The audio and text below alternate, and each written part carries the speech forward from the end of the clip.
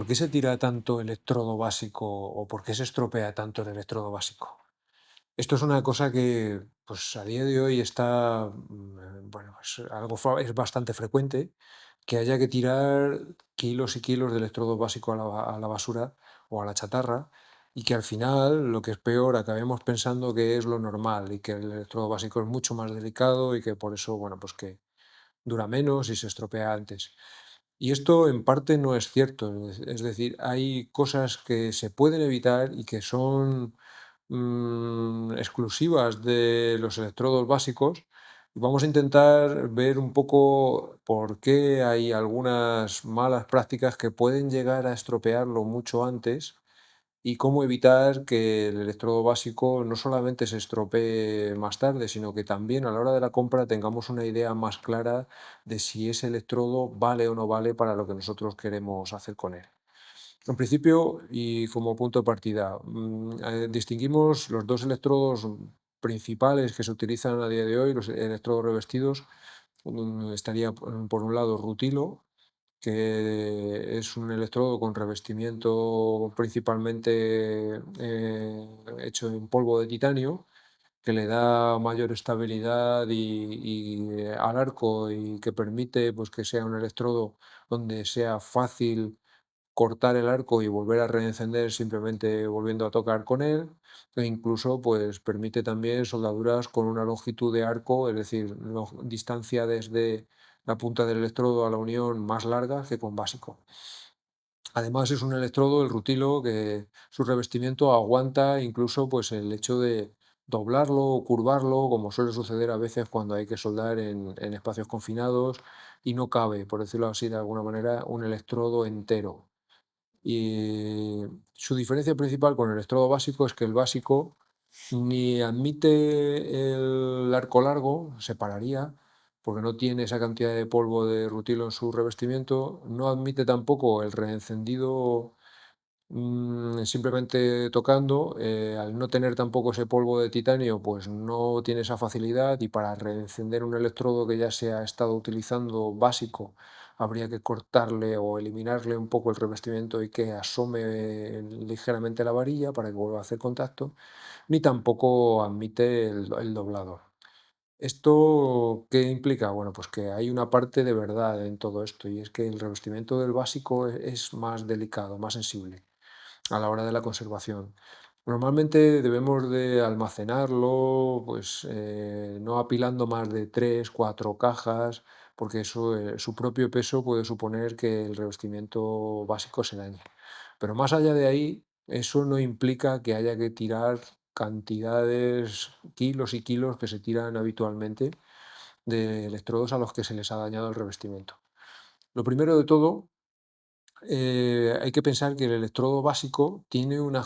necesita unas condiciones de conservación distintas de las del rutilo. El carbonato cálcico que forma su revestimiento tiene tendencia a captar la humedad del aire. ¿Qué significa eso? Bueno, pues que en contacto con el aire, ese vapor de agua que está en la atmósfera humedece el revestimiento del electrodo y si ese vapor de agua humedece el revestimiento del electrodo, al soldar pasa a la soldadura, ocupa un espacio y acaba formando un defecto que conocemos como poros. Entonces, el electrodo básico generalmente viene en cajas donde se hace el vacío para evitar que tenga contacto con la atmósfera y que previamente pues, se les ha fabricado y se les ha secado. Han pasado justo antes de su envasado, han pasado por un horno donde se elimina prácticamente por completo el contenido en agua que puedan llegar a tener. De tal manera que cuando el electrodo básico se va a utilizar, es importante entender que la caja solo se ha de abrir cuando ese electrodo se va a utilizar. Una vez que se abre la caja, hay estufas de mantenimiento, normalmente funcionan entre 80 y 120 grados, que están pensadas para que ese electrodo seco, insisto, seco, porque es como viene ya de su proceso de fabricación, se meta inmediatamente nada más abrir la caja en esa estufa de mantenimiento. Y la idea es que se consuma lo antes posible. Mucho electrodo básico que se acaba tirando es porque se puede tirar semanas en la estufa de mantenimiento y no está pensado para permanecer a esas temperaturas más allá de unos días. Con lo cual, en principio, si no vamos a utilizar el electrodo básico o no hemos consumido todo el paquete, quizá una opción para conservarlo sea que al cabo de 2, 3 días directamente lo saquemos de la estufa y cuando vayamos a volver a necesitarlo otra vez, en las cajas de los electrodos viene otro parámetro que muchas veces se confunde con lo que acabamos de mencionar, y es la temperatura de resecado. Un electrodo que por lo que sea, por ejemplo, se ha utilizado, se saca de la estufa y se vuelve a humedecer en contacto con el aire,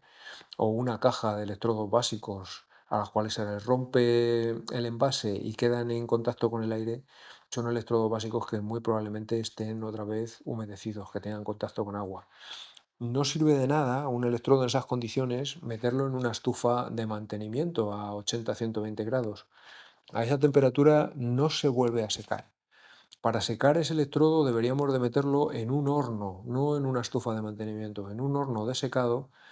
a la temperatura que marca normalmente en la caja. Habitualmente, pues esto lo indica el fabricante y suele rondar entre 350 y 400 grados por un tiempo de 2 horas. Al cabo de ese espacio de tiempo, ese electrodo vuelve a estar otra vez en las mismas condiciones que se fabricó y se secó, y ahora sí, ya sería cuestión de una vez que sale del horno de secado, volver a meter en una estufa de mantenimiento para que en el tiempo que transcurre desde que se seca hasta que lo utilicemos esté en las mejores condiciones y contenga la menor humedad posible y así pues evitemos el riesgo de presencia de poros. No olvidemos que los electrodos básicos generalmente son los electrodos que se usan para trabajos de alta responsabilidad soldando con electrodos revestidos. Una vez que tenemos esto claro y cómo deben de utilizar o cómo se deben de hacer pasar los electrodos por la estufa de mantenimiento y qué diferencia tienen con el tiempo que tienen que permanecer en la estufa de secado, vamos a ver otra cuestión. Cuando se compran los electrodos básicos, no siempre se tiene en cuenta que hay que mirar la ficha técnica como esta que tenemos aquí, que si bien esto es un catálogo en papel, a día de hoy los fabricantes lo cuelgan en sus sitios web y puedes tener acceso con mucho detalle a las propiedades y particularidades de lo que estás comprando. Vamos a centrarnos en esto que aparece aquí, que indica ahí como se ve OCV 65 voltios. OCV se refiere a la corriente o lo que se conoce como tensión de vacío, que es la corriente en voltios o el valor en voltios, no en amperios, que el electrodo que vamos a comprar necesita para poder arrancar y para poder mantenerse encendido. Repito, estamos hablando de voltaje, no de amperaje. Esto igual suena un poco raro porque normalmente a la hora de soldar con electrodos revestidos, la máquina solo tiene un potenciómetro donde se puede regular la corriente y normalmente pues hacemos funcionar un electrodo de 2,5 entre unos 50 y 80-90 amperios, un electrodo de 3,25 entre 80 y 120-140, es decir, sea rutilo o sea básico, los electrodos, en función del diámetro de la varilla, pues tienen unos requisitos de corriente, un amperaje. Recordemos que el amperaje es un número de electrones, es decir, la corriente que está pasando por él, que pasan por un punto en una unidad de tiempo, por ejemplo, un segundo. Al seleccionar un amperaje, lo que estamos haciendo es seleccionar la cantidad de electrones o lo que es lo mismo, la corriente eléctrica que va a pasar por ese electrodo. Según subimos el amperaje, el número de electrones o la corriente eléctrica que pasan por él, pues aumenta y según lo bajamos, pues hace lo contrario. ¿Qué es entonces la tensión de vacío y qué relación tiene con el voltaje? Bueno, pues la tensión de vacío se puede entender como el empujón, por decirlo de una manera sencilla, que hay que darle a esos electrones o corriente eléctrica para que empiecen a circular. Es algo similar a en un circuito de una tubería llena de un fluido, el papel que hace una bomba que empieza a mover ese fluido por el circuito. En este caso, las máquinas de electrodos revestidos son, igual que pasa con las de TIG, son equipos de intensidad constante, donde donde el fin de la máquina es darte la intensidad que tú le estás pidiendo de una forma constante durante toda la soldadura. Pero al inicio de la soldadura, cuando tocamos con el electrodo, y todavía no ha arrancado el electrodo, ahí es donde toma protagonismo la tensión de vacío. Lo que estábamos comparando un poco con el empujón que hay que darle a la corriente no es más que la máquina, cuando no estamos trabajando pero está conectada, está preparada para empujar esa corriente con todas sus fuerzas. Eso nos lo define un valor. En este caso, para este electrodo nos está diciendo que mínimo necesitamos una máquina que sea capaz de generar 65 voltios o más de tensión de vacío. De lo contrario, pues se puede entender como que la máquina no tiene fuerza suficiente como para que cuando el electrodo toque la unión sea capaz de vencer la inercia de la corriente y ponerla en marcha, hacerla circular por un electrodo de estas características. ¿Dónde podemos ver si una máquina tiene una tensión de vacío suficientemente alta como para mover o para arrancar un electrodo? Esta ficha técnica que viene en todos los equipos nos indica aquí en la U sub 0 la tensión de vacío, es decir, la fuerza que tiene la máquina o el empujón que es capaz de dar a esos electrones para ponerlos en movimiento y permitir que así que el electrodo arranque y que salte el arco eléctrico. Como se puede ver aquí, esta máquina tiene una sub 0 inferior a lo que estábamos viendo antes. Estamos hablando de que tiene poco más de 60 voltios y en el ejemplo anterior estábamos viendo que el electrodo, ese electrodo concreto, es verdad que es un electrodo con una corriente de una tensión relativamente alta, pero que ese electrodo no sería compatible con una máquina como esta. En consecuencia, y resumiendo, a la hora de comprar electrodos básicos es muy importante revisar también la ficha técnica del producto y ver la tensión de vacío que necesita para arrancar. Esto en electrodos básicos suele ser una constante que requieren una tensión de vacío mucho más alta que la de los electrodos de rutilo.